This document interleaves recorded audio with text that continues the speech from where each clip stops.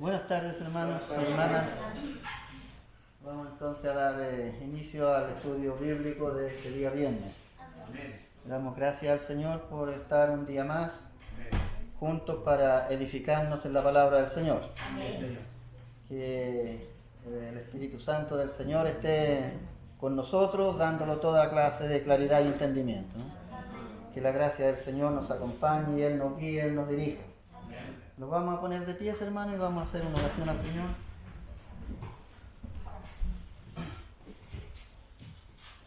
A pedir a nuestro hermano Jaime que nos dirija esta oración. Amén. Bendito Dios y Padre Santo, gracias le damos Dios mío por su amor, por su misericordia, amén, por concedernos, Señor, esta nueva oportunidad de llegar al templo, Señor, para aprender de tu palabra. Le damos gracias por esto, Señor.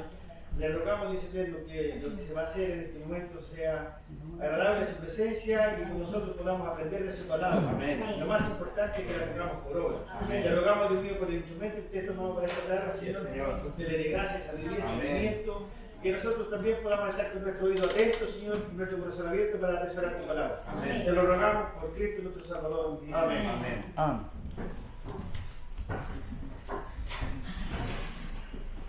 Bueno, ya hacen 5 viernes que estamos en este estudio bíblico sobre la segunda carta de Pedro, en el capítulo 2.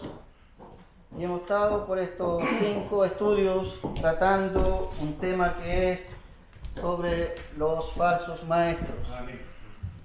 Que como dijo Pedro muy bien en su carta que le escribió, que en el pueblo de Israel habían entrado falsos profetas y así también en la iglesia iban a entrar falsos maestros. Y como en el pueblo de Israel se cumplieron que hubieron profetas falsos, entonces en la iglesia del Señor también sabemos que en estos tiempos han aparecido estos falsos maestros. Y esto es lo que estamos estudiando ya por 5 estudios, le hemos dedicado a este tema, aunque esta carta, la segunda carta de Pedro, toda la carta se refiere a estas personas, a estos personajes, los falsos maestros. Pedro lo grafica de una manera bastante clara y yo creo que nos da muchas posibilidades de nosotros distinguirlos o reconocerlos. Pero en la Biblia, tanto Pedro como Pablo han hablado de los falsos maestros. Por ejemplo, Pablo en los Tesalonicenses, en la epístola a los Colosenses, habla también de los falsos maestros. Y ahí es un poco más difícil darse cuenta cómo operan, cómo trabajan. Pedro aquí se ha encargado de dar una descripción de ellos en su parte moral más clara. Cómo los falsos maestros actúan moralmente.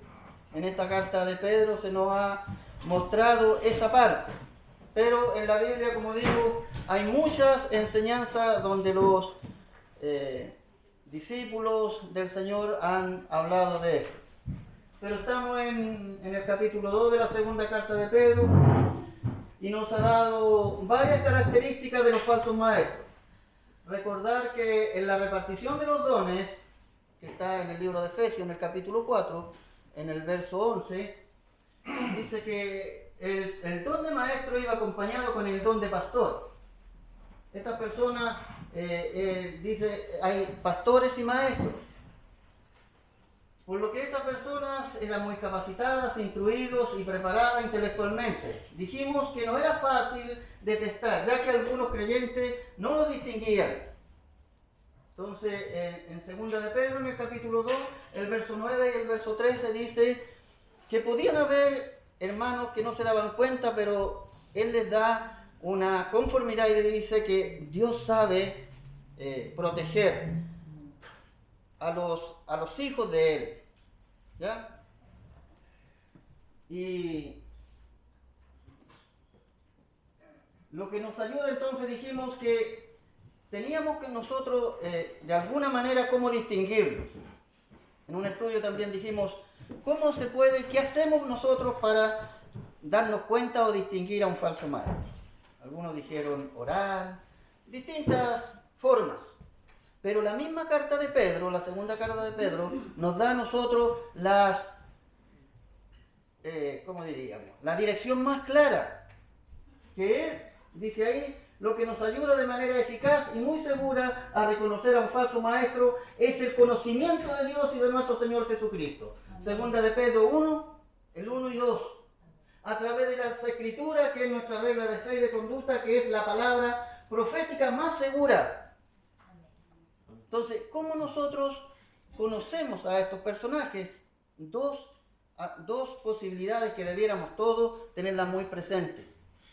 Debemos de nosotros buscar y reconocer, como dice, en el conocimiento de Dios y de nuestro Señor Jesucristo. Y el mismo libro, como les digo, dice, pero tenemos la palabra profética más segura, la cual todos nosotros hacemos bien en estar atentos a ella. Esa es la gran razón por la que nosotros, hermanos, debemos dedicarle y ser responsables en el estudio de la palabra del Señor.